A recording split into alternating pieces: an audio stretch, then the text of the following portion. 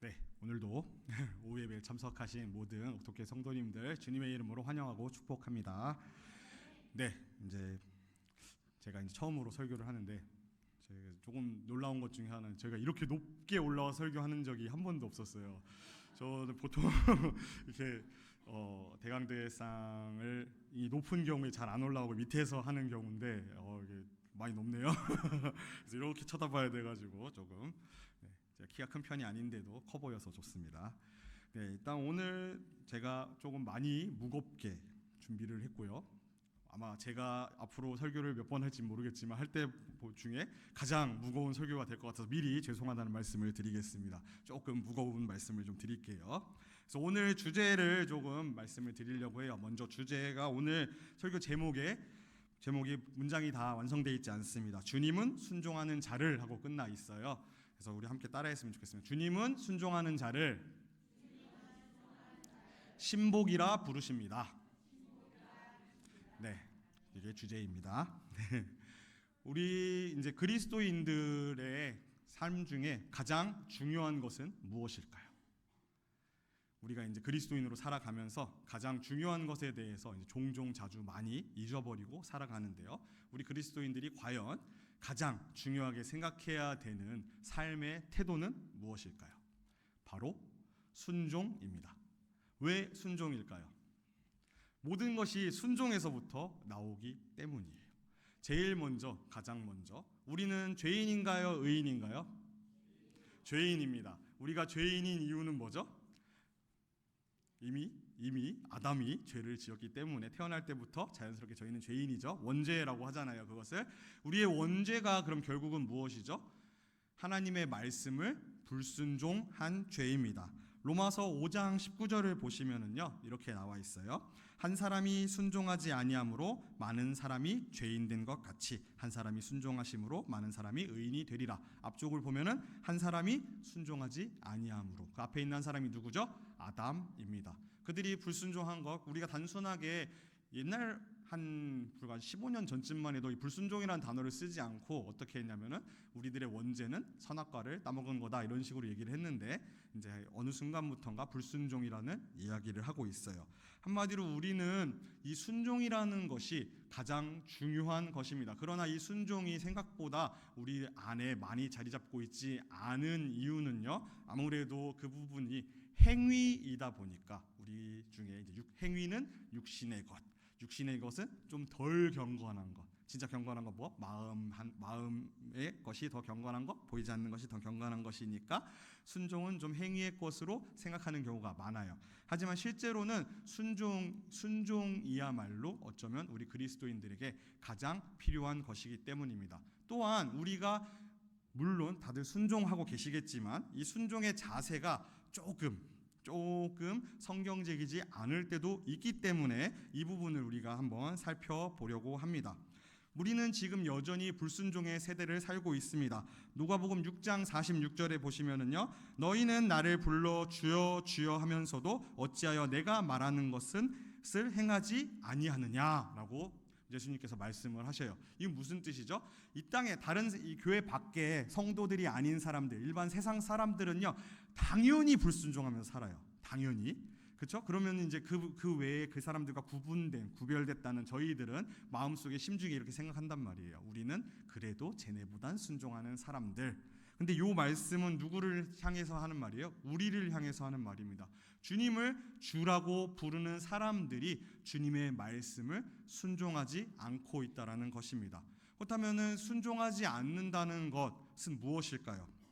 좀 대놓고 말씀하면은 순종이라는 표현하면은 명령을 듣느냐 안 듣느냐로 생각을 하잖아요. 그래서 명령을 듣지 않은 사람을 한번 성경에서 찾아보려고 해요. 그렇다면 누가 있죠?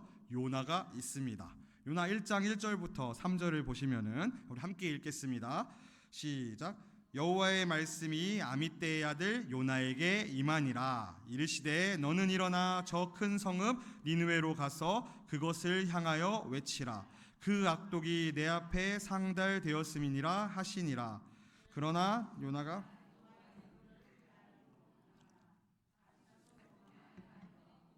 내려갔더니 마침 다시스로 가는 배를 만난지라 여호와의 얼굴을 피하여 그들과 함께 다시스로 가려고 백삭을 주고 배에 올랐더라. 아멘. 자, 여기서 요나는 세상 사람인가요? 하나님의 사람인가요? 하나님의 사람, 선지자입니다. 유명한 선지자였어요. 그리고 그러한 하나님께서 직접적으로 직통 계시, 저 같으면은 감히 꿈도 못 꿀 것 같아요. 만약에 어느 날 기도를 하는데 하나님의 음성이 명확하게 들려서 정우야 저쪽 북한으로 가라 하면은 북한을 어떻게 가요? 하면서 일본으로 도망가는 게 아니라 들렸잖아요. 남들이 야 그거 아니야, 그 요즘 직통계시 없어 해도 그냥 그 들린 건 믿고서 아마 넘어갈 것 같거든요. 근데 여기 요나는 그냥 도망을 갑니다. 근데 요나 하면은 솔직히 우리 어린이들부터 시작해가지고 이미 이 다시스로 도망가려고 했던 이 뺀질거림 때문에 좀 선지자 치고는 좀 뺀질거리는 선지자다라고 치부하실 수도 있으니까 한 명만 더 볼게요. 출애굽기 4장 13절을 보시면은요, 모세가 이르되 오 주여 보낼 만한 자를 보내소서. 자, 모세는 어떤 사람입니까? 훌륭한 사람이잖아요. 하나님의 말씀을 잘 듣고 하나님의 명령을 잘 따른 사람. 근데 이 모세도 하나님이 처음에 시킬 때 뭐라고 했어요? 가기 싫어요. 안 하고 싶습니다 라고 이야기를 했습니다. 하지만 결론은 이거예요. 이 사람들이 안 들었다가 중요한 게 아닙니다. 중요한 건 뭐죠? 이 사람들이 결국은 어떻게 됐죠? 하나님이 결국에는 시키신 일을 이루시게 하셨습니다. 반항을 해도요, 결국에는 일을 하게 돼 있어요. 이것을 보았을 때 불순종, 그리스도인은요 불순종이 의미가 없다라는 거예요. 그거를 또 바꿔서 뒤집어서 얘기하면은요, 그리스도인들은요 마찬가지로 순종도 아무런 의미가 없습니다. 어떤 순종이요? 강제로 하는 순종들이요. 하지만 그럼에도 불구하고 하나님께서는요 이 순종을요 상당히 귀하게 보시고 우리들에게 요구하고 계십니다. 사무엘상 15장 22절을 보시면은요, 사무엘이 이르되 여호와께서 번제와 다른 제사를 그의 목소리를 청종하는 것을 제사를 그의 청종하시는 것보다 기뻐하시겠나이까 순종이 제사보다 낫고 듣는 것이 순양의 기름보다 나으니라고 되어 있습니다. 뒷부분만 했어야 되는 앞부분이 들어갔어요. 순종이 제사보다 낫다라고 되어 있잖아요. 여기에 순종이라고 되어 있습니다. 그래서 우리는 결국에는 하나님께서 강제로 얼마든지 우리를 순종하게끔 하실 수 있지만, 그럼에도 우리의 순종을 주님께서 예배로서 우리의 공로로서 받아 주신다는 거예요. 우리가 스스로 공로를 자랑하는 게 아니라 우리에게 공이 있다, 상이 있다라고 말씀해 주신다는 거예요. 하지만 이제 보면은요, 우리가 순종을 할 때 이제 순종을 하는 모습, 우리들의 모습을 좀 보려고 해요. 네, 우리들의 모습을 볼 때 대표적으로 베드로의 순종을 좀 볼 수 있습니다. 우리 베드로 하면은 이제 훌륭한 사도죠. 훌륭한 사도, 제자 중에 수제자. 베드로가 누가복음 5장 5절에서 이제 예수님을 따르기 전에 했던 일이 있습니다. 시몬이 대답하여 이르되 선생님, 우리들이 밤이 새도록 수고하였으되 잡은 것이 없지만 말씀에 의지하여 내가 그물을 내리리이다라고 합니다. 이 보면은 베드로가 예수님의 말씀은 뭐였죠? 깊은 데로 가서 그물을 던지라라고 했잖아요. 이때 베드로가 순종한 거예요, 안 한 거예요? 네, 한 거예요, 안 한 거예요? 의견이 분분하시죠? 한 걸까요, 안 한 걸까요? 하긴 했어요. 하긴 했는데 앞에 토를 좀 달았습니다. 이 토 단 게 사실상 그래도 가서 순종해서 던졌으니까 물고기를 많이 잡았죠. 성과는 얻었어요. 근데 앞에 토 단 게 아무래도 못내 베드로에게는 계속 아쉬움이 있었던 것 같아요. 그러다 보니까 8절에 보면은 시몬 베드로가 이를 보고 예수의 무릎 아래 엎드려 이르되 주여 나를 떠나소서 나는 죄인이로소이다 하니. 네, 그렇죠. 한마디로 보면은 베드로가 던지긴 했지만 마음으로는 순종했다는 거예요, 안 했다는 거예요? 순종하지 않았다라는 것입니다. 그렇다면 우리들이 하는 순종 중에 하나 아니에요? 하나님, 내가 봤을 때, 사람의 눈으로 봤을 때 지금 주님께서 나에게 시키시는 이 모든 상황들, 모든 해야 되는 일들이 납득은 안 돼요. 내 생각에는 이게 맞는 것 같지 않아요. 사람의 뜻으로는 이해할 수 없어요. 그런데 내가 하라고 하니까 안 하면 왠지 찝찝하고 안 하면 왠지 벌 받을 것 같아서 일단 순종을 할게요 라는 순종이 어찌 보면은 온전한 순종이 아니라는 거예요. 또 두 번째로 뭐가 있어요? 우리는 이제 보통 아이들에게 요구하는 순종이죠. 뭐요? 묻지도 따지지도 말고 순종해라. 네, 이제 좀 일단 덮어놓고 순종하고 봐라. 뭘 물어보냐? 아빠 왜 일요일 날 교회에 가야 돼? 뭘 물어봐? 그냥 당연히 가는 거야. 아빠 왜 성경을 읽어야 돼? 뭘 물어봐? 당연히 읽는 거야. 아빠 왜 우리는 다른 애들은 안 하는데 우리는 큐티를 해야 돼? 뭘 물어봐? 당연히 해야지. 왜 해야 되는지는 안 알려줘요. 당연히 해야 돼. 아직 이해할 수준도 안 될 거라 생각하고 하나님의 말씀은 우리의 마음의 양식이라서 이렇게 얘기를 하면 이제 뭐라고 나오죠? 아빠 마음의 양식인데 왜 읽어도 배가 안 불러? 왜 맛이 없어? 이럴 거란 말이에요. 저희 딸이 이제 4학년쯤 되다 보니까 어휘력이 아주 그냥 기고만장해졌습니다. 어릴 때부터 남달랐던 어휘력을 가지고 있었는데 그걸로 아빠한테 이제 말대꾸를 시작을 하니까 일단 뭘 요구하죠? 일단 덮어놓고 믿어라. 야, 안 돼. 일단 믿고 시작하는 거야. 라고 얘기를 하고 있는데 그걸 오늘 말씀을 준비하다가 너무나 마음에 찔림이 있는 거예요. 뭐예요? 요한복음 2장 9절에 보면은 이러한 말이 나옵니다. 연회장은 물로 된 포도주를 맛보고도 어디서 났는지 알지 못하되 물떠온 하인들은 알더라. 이 뒤에는 읽지 않겠습니다. 이렇게 돼 있어요. 이 부분이 뭐죠? 가나의 혼인잔치 사건입니다. 가나의 혼인잔치 안에서 이제 예수님이 혼인잔치에 참여하셨는데 신랑이 그 잔치집에 포도주가 떨어졌어요. 그러니까 어떻게 해요? 예수님이 돌 항아리, 손 닦는 물 담아놓는 돌 항아리에다가 물을 가득 채워라 하고 그 다음에 하인들에게 물 떠다가 갖다 줘라라고 했어요. 근데 하인들이 하인이니까 그거를 뭐 반박이나 할 수 있겠어요? 갖다 줬죠. 사실상 이거 되게 위험한 일입니다. 포도주가 떨어졌는데 연회장한테 실상은 자기들은 떠넣을 때 물이었잖아요. 그래서 제가 이제 학생들한테 가르칠 때 물어보거든요. 과연 이 물은 언제 포도주로 바뀌었을까? 하인들이 물을 떠서 부을 때 바뀌었을까? 하인들이 그릇에 떴을 때 바뀌었을까? 연회장이 입에 대서 마실 때 바뀌었을까? 이런 질문을 제가 할 정도로 언제 바뀌었는지에 대해 보면은요, 하인들은 어떻게 보면 되게 죽을 죄를 짓고 있는 거예요. 연회장한테 물을 떠다 주고 있는 거니까요. 하지만 이들은 전혀 그냥 시키니까 순종했습니다. 그래서 여기에 보면은 이들은 기적의 상황, 이 상황을 목도한 사람으로는 나와요. 근데 이 뒤에 이 하인들에 대한 이야기가 나오나요? 안 나옵니다. 이 하인들이 이것을 보고서 이분은 하나님의 아들이셨구나, 우리가 기다렸던 메시아셨구나, 이런 말을 하는 게 나와요? 나오지 않습니다. 덮어놓고 믿는다는 것이 결국은 이런 뜻이라는 거예요. 그럼 우리는 어떻게 순종을 해야 하냐입니다. 그래서 오늘 본문의 말씀이 그 어떻게 순종해야 하는가에 대한 모범 사례입니다. 성경 안에 나오는. 자, 빌레몬서는 누가 썼을까요? 제가 학생들에게 항상 물어봅니다. 누가 썼을까요? 그래도 빌레몬이라고 하시는 분이 없어서 너무 다행이에요. 사도 바울이 썼습니다. 바울이 누구에게 썼죠? 빌레몬에게 썼습니다. 이제 조금 한 걸음 더 나아가 볼까요? 이제 어려운 질문 드리겠습니다. 빌레몬은 어디에 살았을까요? 네? 집에. 빌레몬의 집은 어느 도시에 있었을까요? 이렇게 가야죠. 네, 빌레몬은 골로새에 살던 사람입니다. 골로새 교회에 있던 사람이고요. 그 부분이 이제 그래서 빌레몬서를 골로새서와 엮어서 읽는 경우가 많습니다. 근데 이 빌레몬이라는 사람 중에 사람이 종이 있었어요. 종의 이름이 뭐죠? 오네시모입니다. 이 오네시모는 어떤 종이에요? 탈주했습니다. 주인을 피해서 도망쳐가지고 어딘가의 감옥에서, 로마 감옥에서 바울을 만난 거예요. 자, 이때 당시의 법상으로 노예가 종이 주인에게서 도망치면은 어떤 벌을 받았을까요? 어떤 벌을 받았을까요? 요단강 하이패스를 받았습니다. 직결적으로 하나님을 만날 수 있는 권리를 받았죠. 한마디로 죽은 거예요. 이때 당시에는 이 로마뿐만 아니라 우리나라에도 옛날에 이제 미스터 선샤인이나 추노 이런 드라마를 보면은 도망친 노예는 그냥 다 죽여버리잖아요. 죽는다잖아요. 한마디로 노예가 주인을 버리고 도망친다는 것은 죽는 의미예요. 그런데 지금 빌레몬서는 빌레몬에게 쓴 편지잖아요. 이 빌레몬의 종이 누구라고요? 오네시모. 자, 그럼 빌레몬에게 이 편지를 전해준 사람은 누구일까요?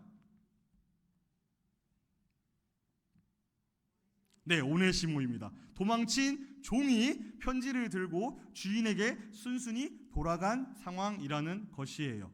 자, 오네시모의 입장에서 생각해 보면은 바울이 편지를 주면서 오네시모야, 이 편지를 네 주인 빌레몬에게 전해주어라. 전해줄 수 있을까요? 제가 오네시모면 전해줄 수 있을까요? 내가 오네시모라면. 왜죠? 죽음이 기다리고 있는 곳이에요. 명백하게 나의 손에, 명백하게 나에게 해가 되는 상황입니다. 그곳에 내가 가도록 요청받고 있는 거예요. 하나님의 명령이 그렇습니다. 하지만 그것이 내가 해야만 하는 일이에요. 왜요? 오네시모가 빌레몬에게 가야만이 뭐가 해결되죠?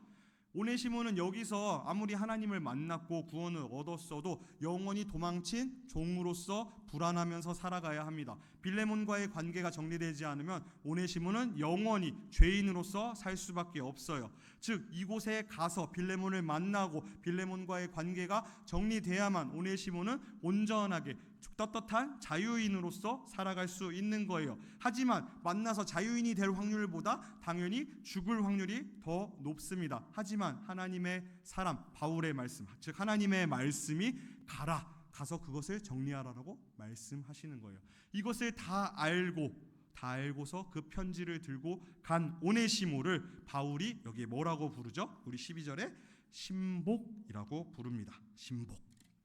자, 그런데 여기 이 신복이라는 단어. 자, 신복은 무슨 뜻일까요? 신복. 네, 그래서 요거를 이제 신복하면은 종을 많이 생각하시다 보니까 종이라고 생각을 하잖아요. 그러니까 이제 뭐예요? 이제는 빌레몬 너의 종이 아니라 나의 종. 네, 바울의 종 혹은 그리스도의 종이야. 너도 똑같이 그리스도의 종이잖아. 그러니까 서로 용서해. 라는 부분으로 많이 이해를 하시는 경우가 있습니다. 하지만 요걸 원어적으로 보면은요, 제가 원어를 안 써드렸어요, 실수로. 원어로 신복이요, 스플랑크스라는 단어입니다. 이 단어는 심장이라고도 번역이 돼요. 이거를 똑같은 단어가 쓰인 다른 구절을 보면요, 빌립보서 1장 8절입니다. 우리 함께 읽겠습니다. 빌립보서 1장 8절 시작. 내가 예수 그리스도의 증인이시니라. 아멘. 여기에 그리스도의 심장, 이 심장이 오늘 읽은 말씀의 신복과 같은 단어입니다. 바꿔서도 생각할 수 있겠죠? 이제 빌레몬에게 편지를 쓰면서 그는 내 심장이라. 반대로 여기서는 내가 그리스도의 신복으로, 내가 하나님의 종으로서 너희를 얼마나 사모하고 사랑하는지 연결이 되죠, 어느 정도? 이것처럼요, 이 심장이라는 단어가 나오기 때문에 이 순종이라는 것을, 우리가 순종하는 사람들을 하나님이 신복 혹은 심장이라고 부르시기 때문에 요것을 우리가 조금 팔복으로 가기 전에 성령의 열매랑 조금만 연결을 해볼게요. 자, 순종하면은 성령의 열매 중에 뭐와 연결이 가장 깊을 것 같으세요? 자, 성령의 열매 말씀해 주실 네, 성령의 열매 중에 아무래도 순종이라고 하면은요, 많은 분들이 제일 먼저 떠오르는 게 뭘까요? 충성이 많이 떠오르시겠죠. 충성과 연결이 될 것 같습니다. 그래서 왜냐하면 행동적인 부분이기 때문에 그래요. 하지만 이것을 심장으로 보면은요, 조금 더 연결이 될 만한 게 우리 팔복에도 나오는 긍휼입니다. 긍휼. 왜 긍휼일까요? 우리 마태복음 5장 7절 긍휼히 여기는 자는 복이 있나니 그들이 긍휼히 여김을 받을 것임이요. 이 긍휼도요 사람의 몸과 좀 관계가 있습니다. 긍휼은요 내장이 끊어지는 아픔이라는 뜻을 가지고 있어요. 그러다 보니까 신복을 심장이라고 봤을 때 우리가 그러면 그것은 내장이잖아요. 심장을 내어주는 사랑으로 본다면은요 이 순종은요 결국 긍휼함과 연결이 되는 거예요. 그래서 마태복음 5장 7절 저기에도 붙어있는 것처럼 긍휼히 여기는 자는 어떻게 된다고요? 긍휼히 여김을 받는다고요. 즉 순종하는 자, 주님의 심장인 자들은요 뭐예요? 주님께서 그 심장을 내어주는 사랑을 받는다는 것입니다. 하지만 쉽지 않아요. 이렇게 자원해서 행동하기 쉽지 않습니다. 말은 쉽게 할 수 있어요. 저는 특히나 목회자로서 말은 되게 쉽게 할 수 있습니다. 왜요? 모든 성도님들이, 저 목사님은 아무래도 교회만 사시니까 특별히 세상과 만날 일들이 없으니까 저런 말은 쉽게 할 수 있어. 세상 가가지고 세상을 속일 일, 세상과 만나면서 솔직히 하나님의 말씀을 순종하지 못할 일들이 얼마나 많습니까? 그렇잖아요. 세상은 우리를 어리석다고 하고요. 세상은 우리를 멸시하고 우리를 미련하다고 계속해서 말을 할 거예요. 특별히 우리가 그런 것들을 제쳐놓고라도, 일단 뒤로 한 발짝 놓고라도 세상을 보았을 때 세상의 어느 것이 하나님을 순종하는 길인지 모를 때가 너무 많아요. 왜 모르죠? 분별할 수 있는 분별력이 없기 때문에 그렇습니다. 로마서 12장 2절 너희는 이 세대를 본받지 말고 오직 마음을 새롭게 함으로 변화를 받아 하나님의 선하시고 기뻐하시고 온전하신 뜻이 무엇인지 분별하도록 하라. 이 땅을 살아가려면은요, 이 세대를 본받지 않으려면은 하나님의 뜻이 무엇인지 분별할 수 있는 능력이 있어야 돼요. 두 번째, 요한복음 14장 21절 나의 계명을 지키는 자라야 나를 사랑하는 자니 나를 사랑하는 자는 아버지께 사랑을 받을 것이요 나도 그를 사랑하여 그에게 나를 나타내리라. 결국 사랑 연결되잖아요. 연결되는 부분에 누가? 계명을 지키는 자가. 계명은 뭐예요? 계명은 어디 있어요? 바로 말씀 안에 있습니다. 그렇다면 순종의 가장 기초는 말씀이에요. 말씀을 아는 것이 우선, 즉 믿음과 똑같다라는 거예요. 그렇기 때문에 제가 맨 처음에 말씀드렸던 우리 그리스도인들에게 제일 중요한 행동이 무엇이냐? 믿음도 아니고 봉사도 아니고 순종이라고 말씀드린 게 결국은 똑같은 말이기 때문입니다. 그래서 우리가 말씀대로 살아가는 것, 아까 우리 중고등부 학생들한테도 말했어요. 세상은 너무나 복잡합니다. 어떤 것이 하나님의 뜻인지 몰라요. 그렇기 때문에 우리는 이 말씀을 매우 가까이 놓고 살아야 합니다. 하지만 말씀을 가까이 놓고 살 때 우리는 세상에서 당하는 수많은 일들이 있어요. 고린도전서 1장 18절 십자가의 도가 멸망하는 자들에게는 미련한 것이요 구원을 받는 우리에게는 하나님의 능력이라. 근데 문제는 뭐예요? 우리가 만나는 수많은 사람들은 어떤 사람이에요? 멸망하는 미련한 자들입니다. 우리는 어쩔 수 없이 수많은 미련한 자들을 만나면서 살아가야 해요. 디모데후서 3장 12절 무릇 그리스도 예수 안에서 경건하게 살고자 하는 자는 박해를 받으리라. 되게 힘들게 살 수밖에 없어요, 우리는. 근데 우리가 그 교회 다니면서 수없이 많이 기도하는 부분들, 특별히 기도하면서 되게 저런 기도 막 마음에 와닿는다. 간증이라고 하잖아요. 간증 같은 거 우리 되게 와닿는다. 뭐예요? 이런 말, 이런 호소 많이 하잖아요.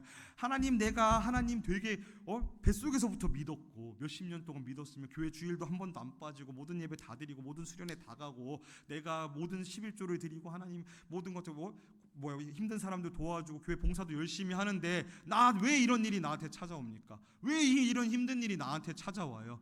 왜 저 지금 죄 짓고 사는 쟤는 저렇게 승승장구하고 나만 이런 일을 겪어야 돼요? 이런 고백들 많이 하시잖아요.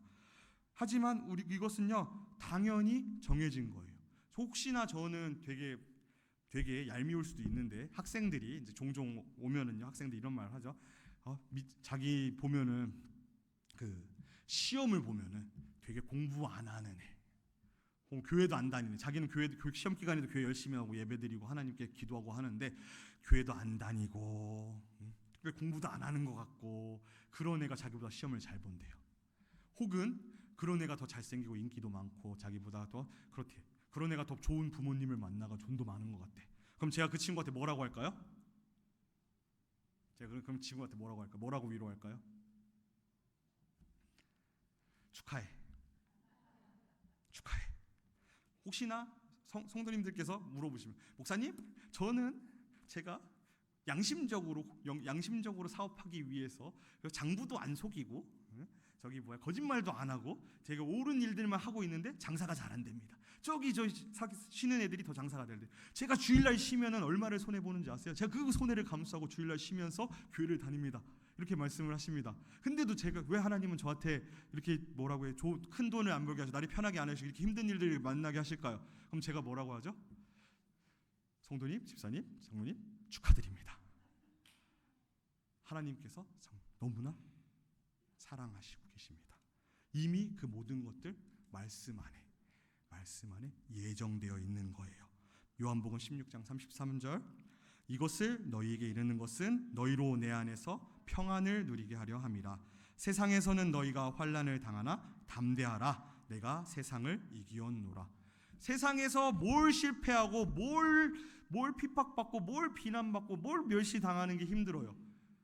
힘들 수 있어요. 하지만 그것들을 당연히 이겨낼 수 있는 이유는 뭐예요? 그 모든 것들 버틸 수 있는 이유는 오늘 내가 지금 너무 힘든 일이 있고 지금 내 상황이 진짜 현실에서 말하는 시궁창과 같은 상황이고 지금 내가 너무 실패 가운데 있고 좌절하고 세상 보기에 창피하고 쟤네들이 나를 멸시하는 눈으로 쳐다보고 쟤네들 무시당하지만 그럼에도 이 모든 일들을 통하여서 하나님께서 계획하신 더 멋진 일들, 이러한 실패를 겪은 나를 통해서 하실 더 멋진 일들이 기다리고 있고, 그것이 아니라면은 결국에는 하나님 나라에서 다 갚아주실 것을 믿기 때문이잖아요.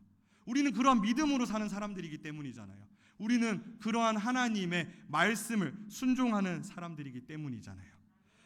그래서 저는 오늘 말씀을 맺으면서 우리 옥토교회 성도님들이, 특별히 같이 예배드리는 우리 학생들이, 다음 세대 친구들이 이러한 고백을 할 수 있는 사람들이었으면 좋겠습니다. 세상에 나가는 거 우리 눈에 보기에는요 절대 우리에게 유익한 것이 아닐 수도 있어요. 하나님의 말씀에 순종하는 거, 말씀대로 사는 거, 그리스도인으로 사는 거 절대 우리에게 이득이 되지 않을 수 있습니다. 그럼에도 불구하고 우리는 이렇게 고백했으면 좋겠습니다. 이사야서 6장 8절, 내가 또 주의 목소리를 들으니 주께서 이르시되 내가 누구를 보내며 누가 우리를 위하여 갈꼬 하시니 그때 내가 이르되 내가 여기 있나이다 나를 보내소서 하였더라. 아멘. 하나님의 부르심에, 하나님의 명령하심에, 하나님의 말씀에 내가 여기 있나이다 나를 보내소서라고 순종하며 고백할 수 있는 우리 옥토교회 성도님들 되시기를 주님의 이름으로 축복합니다. 기도하겠습니다.